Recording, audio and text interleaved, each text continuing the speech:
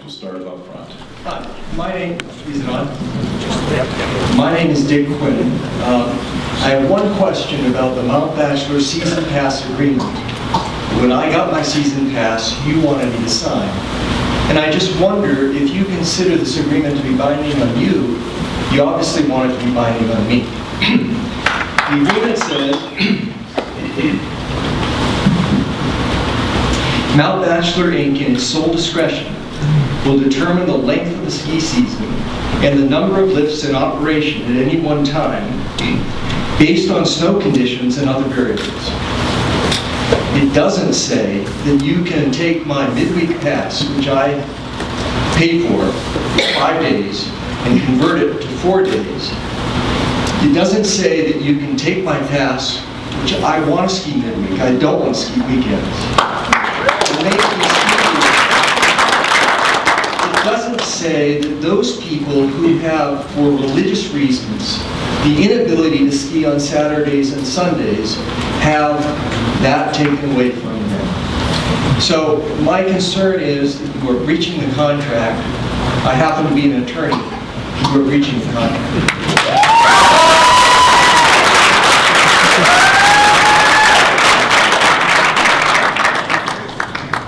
When we looked at making the adjustment to the operating season, we could have done a host of things. Let's back up a step. We wouldn't be changing the operating plan in the spring if we didn't have to. We've had a challenging year. We are off in our revenue pretty dramatically. When faced with a challenge like that, to have to go and cut 12 days out of the season and still give ourselves a chance to be financially successful, I actually feel pretty good when I look around at my neighbors. So the question becomes, I don't think about a legal term in the season pass document. For us, it became a question of, do we close in April? Do we find a way through our core values to live up to a May 27th closing date? And making a judgment that we thought would have the best ultimate result in a crappy situation. So that's why those days went away. We prefer to find a way to go through the end of May rather than cut the days by just closing earlier and still running 7 days a week. So when you come back to the pass agreement, as crappy as it is, we're confident in the legal language of our season pass agreement. We're sorry that it's going this way. I wish it wasn't so. May I have a follow-up? Sure. Earlier, when you were going through your display, I believe you said that in 11 years you spent $30 million in capital expenditures. You also say at your website that you, I believe in the frequently asked questions page, that you sell 10,000 passes a year. Well, if you take, I'm senior, I pay $429. If you just use that instead of $829, that's $4,029,000 that you get just from passes. You, just from passes, if you calculate that way, it could be $8 million. You also, when Powder Corp came in, Powder Corp sold the parking lot downtown. You made some money from that. So I'm suggesting to you that you're making a lot more money than you are claiming poverty about. And you don't have a right to breach the contract. As a legal matter, I suggest you talk to your attorney, because if it comes down to the legal matter, I think you're going to lose. So the 2 points if I'm correct. Let's take the second one. We're, again, confident in the language of our season pass agreement. The first one on the, I think it's the profitability question. If you look at the profitability of the company, we have been successful. But if you look at how much it costs to operate Mount Bachelor, and what's left at the end of the year to put back into capital expenditures, it's not to a level that typically would afford us to do big projects. When you look at a decision to sell the park and ride, I think it was in 2006 or 7, a developer came and made an unbelievable offer for that property. And we had property where the new park and ride sits. And when we look at the size of the old park and ride and the fact that it rarely, if ever, was more than half full, it was an obvious business decision to sell it. That property has since recently sold for one quarter what we sold it for. You know, those are the facts. And if we're being held in judgment for making a decision about an asset, you know, you're going to have to make that judgment yourself. Yes, we sold it. Yes, it made a lot of money. And I'm sure if you were in the same position, you would use your best judgment to decide what to do. And if, again, that is somehow negative, that's your choice to look at it that way. Okay.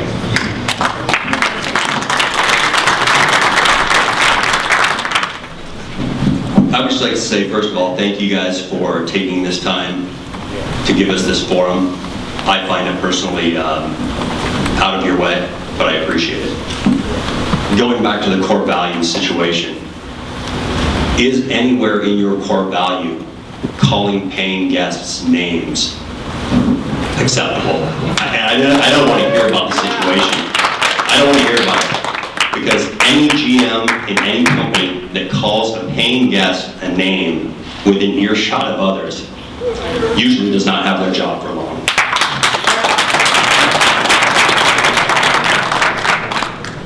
I regret that. First to admit it. I met with the gentleman. We talked about it. And I won't recap the situation. It was a positive meeting. He heard my apology. He even took me up on taking a tour the next morning to watch our lift maintenance staff open Northwest. And at the end of the day, actually I'll take that back, we also witnessed lift maintenance putting the haul road back on Summit, and what that took after the big storm cycle. Can we get myself to go over the line? I've talked to my staff that afternoon and apologized to them. I talked to my boss and the owner, and I didn't know what was going to happen to me. And had I been let go, I would have accepted it. But that didn't happen. I've learned from it, and I'm never going to let it happen again.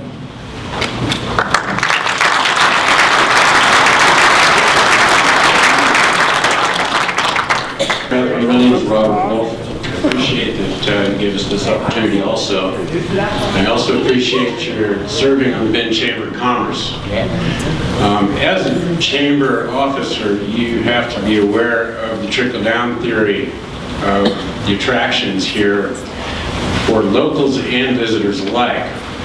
If We are still accumulating snowpack in the Cascades, and the visitors are still coming to Bend to go to the mountain. They have a choice of where to go, and they have a choice where in the Cascades to go. And if you're going to be closed 3 days a week, won't these visitors choose to go elsewhere, and thus put an economic strain on the bar owners, the restaurants, the rest of the town that's dangling by a thread as it is?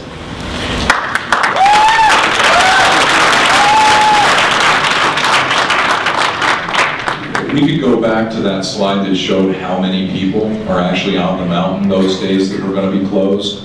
And again, most folks know, at that time of the year, it is primarily this group that comprises that amount of business. When you look at the number of people coming from out of the area, typically they're here for an event. So it's either a ski race or a music festival or whatever it might be. So most of those things typically happen on the weekends. So our plan is to hopefully get anybody that was still going to come for those types of things, they're still going to come because they gravitate toward the weekends. There are no holiday periods except Memorial Day. And we're open those 2 weekend days for Memorial Day.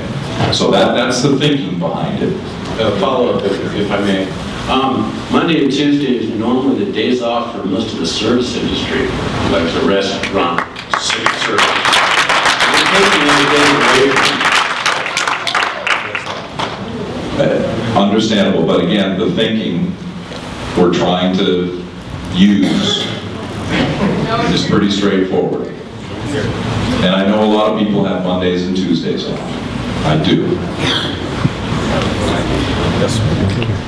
Hey guys, I'm Jeremy Davidson. I'm a newcomer here. I wouldn't say I'm a local. I've only been here about 5 years. Season pass holder for the last 4 or 5 years. I just want to relate an anecdote. I lived in the Seattle area, started snowboarding in the '99 season up at Alpental, Snoqualmie Pass. I don't know if anybody recalls, I don't remember exactly the season. We had a huge drought, 2004, 5, 6, somewhere in there. I'm sure it affected Bachelor as well, but I didn't follow it. The anecdote is, I'm pretty sure Alpental was under corporate ownership at the time. Boyne is the current owner. I'm not sure if they were the owners at the time, but during that drought season, I got a pretty good season. I think I rode maybe 10, 15 days, but they had 2 or 3 months where they simply couldn't operate. Okay, so they had, massive expenditures on their operations. But what they decided to do as a corporation was give all of us, it was at least 5, maybe 8, 10,000 season pass holders, continuance to the next season, free season passes next season. The anecdote is, do you guys remember that? Yeah. The anecdote is, can you imagine the benefits, the value of the goodwill that corporation earned by giving us those free season passes? My question is, just loss of goodwill and taking away operation schedule that we as season pass holders expected when we bought our season passes based on basically last year, which was the first year that you operated until May 30th in recent years. But that was our expectation. So I'm sure you weighed the cost of the loss of that goodwill. Are you sure at this point that the value of that loss of goodwill actually outweighs the cost of operations that you would save by just those 3 days a week?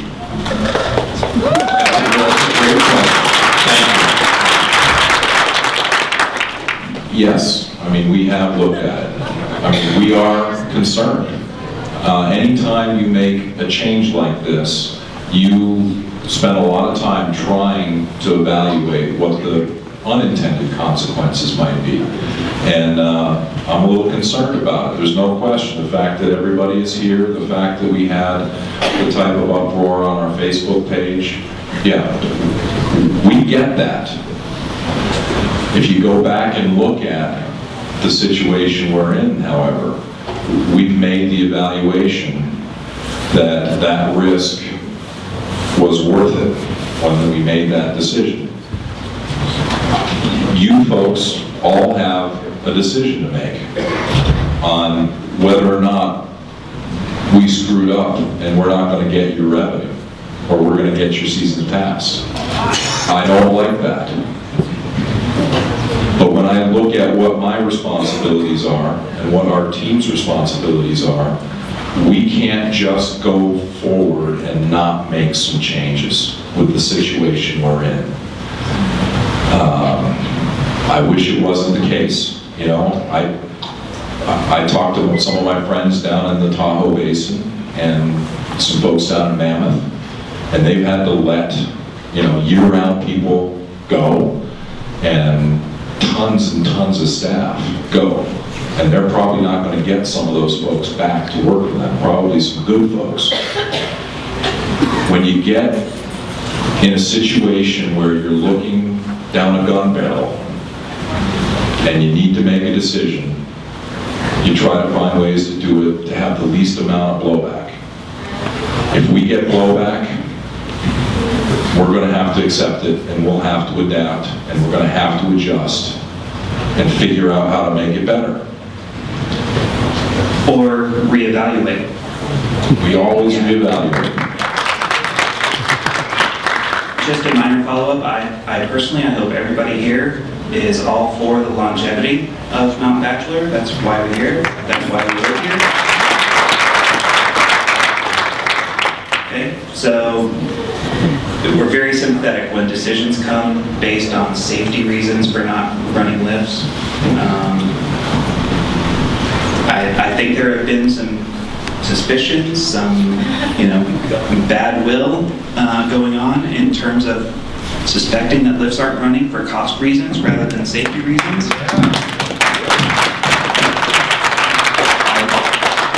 I really appreciate your transparency, and I hope that continues. And that's all I can encourage you to do. Appreciate it, man. Thank you. Very thoughtful. Hi, Dave. Good day, Susan. This is Tamari from Madras. We drove down to attend the meeting, and I actually have to pay a few compliments. I have a little feisty daughter, first of all, who's been around the mountain with us for years. She's in college now in Washington State, but I have to commend her as well for just asking the questions that she hears from hearsay and websites, etc. A couple of things I want to commend you guys on this year is your lift lane organization. For years, I have just been appalled at, you know, 2 people up, 3 people up when we've got a crowd, a beautiful day, and finally this year, I don't know what, somebody's changed something, but you've got organization, you've got, you know, bring the line out, add the singles in, and I appreciate that big time. That reduces our time in line.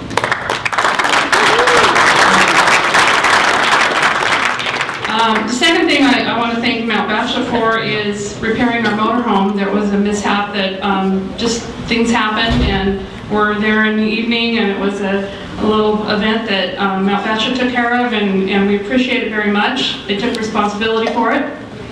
So thank you. A couple of things though, we do, you know, our prices were doubled this year on our season pass, and probably because of our claim, but things like that happen. Anyway, we did sign a 2-page agreement to have our motorhome there in the evenings, which indicated that we had to pack in and pack out our garbage. And Dave, I heard something that was opposite of that this evening, so can we dump our garbage at Mount Bachelor? The reality is that when I drive by the guest services building, the garbage is always overflowing the next morning. So you know, we have to deal with things like that. Okay. And the terms of the agreement are the terms of the agreement, but the reality is different. Okay. You mentioned that you were going to accommodate that, so I wasn't sure. A couple of things in terms of, not all of you take your motorhomes up there like we do every weekend, but the one thing I have noticed is that we know of people that are using their same passes last year, and they're getting away with it. We pay our $100 season pass to Parker Motorhome, and it's very frustrating to see our neighbors, flashing their pass from last year and not paying a dime. So, maybe if you guys could color code it or something like that, or I know I recommended this in the past, is it's been the same old guy that's been coming knocking on our door. If he had a printed list, because you already get our model number, the year of our vehicle, etc., and he wouldn't even have to knock on our door if he knew they're on the list, and I don't need to bother them. So just a comment there, a recommendation. You got it. Okay, excellent. One last thing, or actually two more things. Sorry, I've got a little list here. As a season pass holder, I noticed this year the 96-hour sale that came just before Christmas for $99 for a 3 out of 6 day skiing. It was a little frustrating to me because in September when we bought our season passes, there was a friends and family ticket option for $58. And we went ahead and took advantage of buying some of those tickets, but then come Christmas, this 3 days for $99, we're thinking, wait a minute, that's a better deal than the $58 ticket. And it'd just be really nice if some of these advantages that get passed out to the whole community and not the season pass holders, maybe a few perks like that for the season pass holders ahead of time, or the $58 thing just kind of soured me a little bit after the 96-hour sale came on. And, just something like that would be a great offer for us, some incentives. And just for background, that was not a planned part of our marketing strategy this year, to be selling $99 3-day lift tickets before Christmas. But if you remember where we were at that point of the year, I don't want to call it panic, but it was getting close. And we weren't getting any bookings. None of our lodging partners were looking like we were going to have a very good Christmas. And we felt we needed to take some action, and we took it. Sure. But then throw some incentives out to your season pass holders. I would have bought more tickets. I would have bought more friends and family tickets at maybe at a reduced rate to help you guys out. Because I have kids in college and they come home on the weekends, and I bought the $99 pass, but I would still buy more, just to let you know. So throw it our way. Give us an opportunity to spend some money with you that way. Excellent. Okay. And lastly, and part of the incentives is a couple of things. I've got some military doctors that are friends of ours that work at IHS in Warm Springs, and they went skiing with us this weekend, or a couple weekends ago, and noticed that their military discounts only good on Sundays and not Saturdays. And again, if you want to give them some incentive to come, and it used to be that they could pass that military discount on to their families, their immediate family, but it was only for Dr. Rudd, and he was a little frustrated, and he's got money to spend on the mountain. So just some things to think about, to help your goodwill and help you guys make some money. Appreciate it, Susan. Thank you. Hi, my name's Suzanne. I feel a little bit spoiled. I lived in Sun Valley for 30 years, and as long as Sinclair Oil's making money, they can do whatever they want. So I moved to I moved here 11 years ago because I love Mount Bachelor. I love the community, and I'm really happy here. But anyway, my question is, if you have the money to do the expansions in the next 5 years or whatever it is, can you find a prudent reserve or something just to keep the mountain open those Monday, Tuesday, and Wednesdays like we thought it would be? Well, let's take next year. We just finished our first round of budgets for next year, and we budgeted to be open every day till the end of May next year. So, this is a one-off. We wouldn't be doing this. We wouldn't be sitting here now if we didn't have such a revenue shortfall. Let me be crystal clear. This isn't some plan change that is anticipated to continue beyond this year. This is directly a result of what has happened in this year. Okay? Does that answer the question? Okay? That's good for now. Thank you. Okay.